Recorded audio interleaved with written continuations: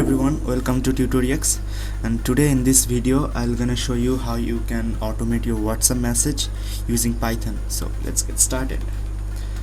First let me go to my TUTORIEX folder, open with code, and there is a file, you can see Python file whatsapp.py. So today I'll gonna show you how you can just send a WhatsApp message and scheduled WhatsApp message. Like if you wanna send someone WhatsApp message at 10:30 p.m. at night and you don't think you are gonna be able to send that by yourself, you can schedule it by Python. So it's just gonna take 2 lines of code and 1 module. I'll show you how to install that. Open your cmd and this command pip install pivot kit. See requirement successful because I have already installed. So let's just import it, import pivot kit, and only 1 line left, like only by 2 lines of code you can send your WhatsApp message. So let me use that method, pivot kit dot send what msg, that one function, just send what msg, then your bracket. You can see here, like I have this phone number string, message string, time and hour, time hour, and time minute. Like when you wanna send a message, int. So first I'll give the number.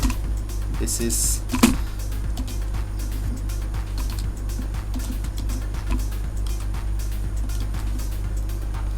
this format. Just look closely on this format. You have to give the number on this format. Then the message, I'll just type hello there, and time, hour and minute in integer format. You can schedule it anytime, but because I'm gonna show you this time, I'll see the time. See, it's 22:50, so I'll give 22 comma, there's a comma in between, 50 so 51, and boom, it's finished, it's done. So sorry, what's the problem? Oh sorry, there's a space. So now everything is alright, and 51. So I'll just run the code and you see what happens.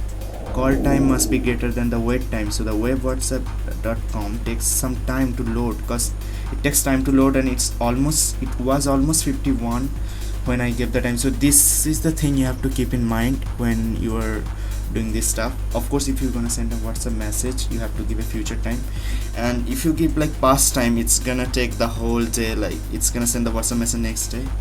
Of course, you don't want that. Your computer's gonna keep, this code is gonna keep running until it sends the message, until you stop it by force. So all that, so I'll just gonna give 23, 22:53, because it's 51. So this is because depends on your internet speed. The web, the WhatsApp web, I hope you know about WhatsApp web. You open it on the browser, just search WhatsApp web and it's gonna open there, and you scan your device there to connect it through your Android. So I'll just run the code and you see what it's showing there. In 42 seconds web.whatsapp.com will open, and after 20 seconds message will be delivered. So let's just wait 42 seconds. So those things you have to keep in mind, guys, that your time, what time you are giving. And one more thing, there's so many things you can do with this, not just only one message. Like imagine you have to send like 800 1000 people, random people, WhatsApp message, and you don't want to send one by one message like that. So you can use this function in a loop or like that and send your WhatsApp message. Just keep the program running, and it's gonna send one by one the messages to 1000 people.